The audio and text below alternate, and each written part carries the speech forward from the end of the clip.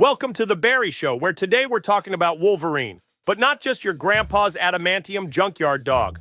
Hi, I'm Barry, as real as your gym membership after January 3rd. Today we're diving into Wolverine's wildest variants, from grumpy old men to zombie cannibals to trenchcoat detectives who think they're in a noir film. So sharpen those claws and let's go slice through the multiverse. Meet Old Man Logan. Basically what happens when Wolverine hits retirement age, forgets how to smile, and replaces hobbies with trauma. In his future, villains win, heroes lose, and Logan, he just casually murders the entire X-Men team. Whoops. Turns out Mysterio gave him a mental illusion so real, he went full claw mode on his besties. Racked with guilt and probably a serious need for therapy, Logan swears off violence, locks up the claws, and moves to the Marvel equivalent of a trailer park. Years pass, and surprise, he needs rent money.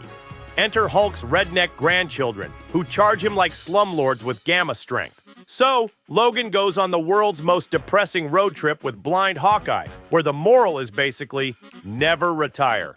He gets dragged back into heroism, slashes his way through a post-apocalyptic wasteland, and finally pops the claws to take down the new Kingpin. It's gritty, brutal, and proves that even senior citizens can still stab with style. Next, what if Wolverine was born in a lab, had better hair, and actually dealt with her trauma? Meet Laura Kinney, aka X-23, is what happens when a shady lab says, let's clone Wolverine, but make her emotionally damaged and give her perfect eyeliner.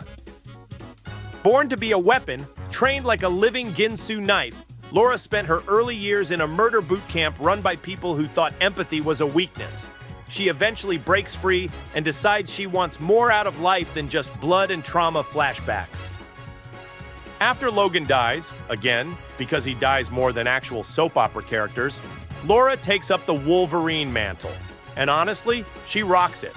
She's not just a copy of Logan with better hair, she's her own complex, fierce, no-nonsense hero. Her bond with her clone sister Gabby and her time with the X-Men show a softer side, one that says, yes, I can gut you, but I also bake cupcakes. Laura is the modern Wolverine we didn't know we needed, balancing rage, redemption, and family like a pro. Next stop, the 90s said, let's kill Professor X early and crank up the apocalypse dial. Enter Weapon X. In the Age of Apocalypse timeline, Logan goes full rage mode as Weapon X. No, not the cool Weapon X with the tank and wires. This one's a war-hardened, one-handed maniac fighting against Apocalypse. Because in this universe, Charles Xavier dies early and everything goes straight to hell. Logan becomes a key figure in the Resistance, wearing enough leather to make a Hot Topic blush, and is romantically tangled up with Jean Grey. Yep, that Jean Grey. Things go south, as they do, when Cyclops, now working for Team Apocalypse, blasts off Logan's hand like it's casual workplace drama. But does he stop fighting? Of course not. This is Wolverine we're talking about. He just stabs people with the other hand. His relationship with Jean is the emotional spine of the chaos, giving this version of Logan a rare dose of grounded love while the rest of the world crumbles. Weapon X is Logan at his most desperate, dangerous, and determined. Think we're done? Nah. Let's go to the edge of decency with Ultimate Wolverine. Ultimate Wolverine is Marvel's edgiest take on Logan. Basically, if you poured whiskey and chain smoke into a blender and called it character development. He starts off as a literal assassin for Magneto, because why not be morally gray and professionally stabby? Then he switches sides and joins the X-Men like he's just testing out different job benefits. He's gruff, cynical, and honestly looks like he hasn't slept since the Clinton administration. One of his biggest moments is during the Ultimatum storyline, which is Marvel's everyone dies and nothing makes sense arc. Logan takes on Magneto in a battle that's basically Marvel's version of rage therapy, and spoiler, he doesn't walk away from it. This Wolverine is messy, brutal, and surprisingly protective when it comes to mentoring younger mutants like Kitty Pryde. It's Logan stripped of hero filters, raw and ruthless in a world that's even more broken than he is. Hold your chimichangas, we're not done. Because what if Wolverine skipped leg day and became a brain-hungry zombie? Marvel Zombies Wolverine is, it's Logan, but make him undead. Still has claws, still has the healing factor, but now he's also got a taste for human flesh. In this deliciously twisted universe, Wolverine is part of a group of zombified superheroes who turn Earth into an all-you-can-eat buffet. The scariest part, he still has enough motor control to talk smack while chewing on brains. Things escalate when he and the zombie squad take down the Silver Surfer. Yes, really, and gain cosmic powers. So now you've got a flying undead Wolverine with galactic energy and zero impulse control. It's disgusting, hilarious, and a terrifying look at what happens when Logan's survival instinct goes full nightmare fuel. Zombie Wolverine is the ultimate what if, as in, what if your favorite hero turned into a horror movie villain with snacks? Time to class things up. Logan becomes a pirate, a secret agent, a shady guy in an eye patch. Welcome to... In Madripoor, Wolverine decides to be stealthy by slapping on an eye patch and calling himself Patch. Yes, really, that's his whole disguise. Somehow nobody recognizes him, even though he still smells like wet cigars and rage. He dives into the criminal underworld of this crime-ridden island like he's doing community theater noir, solving problems with punches instead of powers. The Patch era shows a different side of Logan, sneaky, strategic, and surprisingly good at espionage. If by espionage you mean threatening people in bars.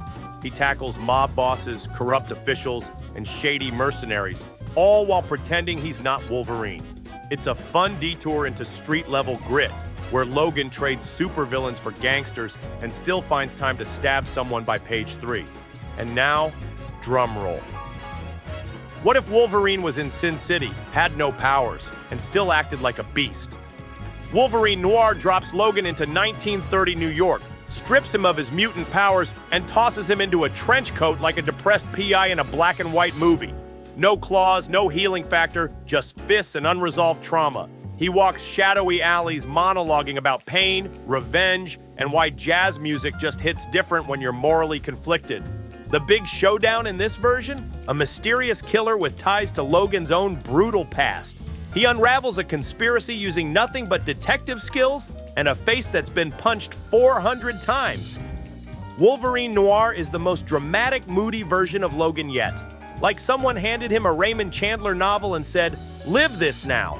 It's dark, brooding, and proves that even without powers, Logan can still make a mess of things with style. So what did we learn today, kids? That Wolverine isn't just one guy with anger issues and steel fingers. He's a whole multiverse of mood swings. Old Man Logan is your grandpa on a vengeance tour. Laura Kinney is the upgrade who actually talks about her feelings. Weapon X? He's what happens when you delete therapy and install Rage.exe. Ultimate Wolverine is Logan if he listened to Linkin Park and never healed emotionally. Zombie Wolverine is just what you get when you leave Logan in the fridge too long. Patch. That's Logan's cosplay attempt at being Clark Kent, with worse lies. And Wolverine Noir? That's Logan pretending he's Batman but stuck in black and white depression land. Each one proves that no matter the universe, the setting, or the weird facial hair situation, Wolverine's still that guy. Claws out, shirt off, feelings in a blender. Before you run off to argue in the comments about which Wolverine would win in a fight, spoiler, it's Laura, don't forget to slice that like button, snick the subscribe bell, and drop a comment telling me which Logan you'd trust to babysit your cat. I'm Barry, your multiversal tour guide through comic chaos. See you next time, unless I get cloned or zombified. Later, bub. Cheers.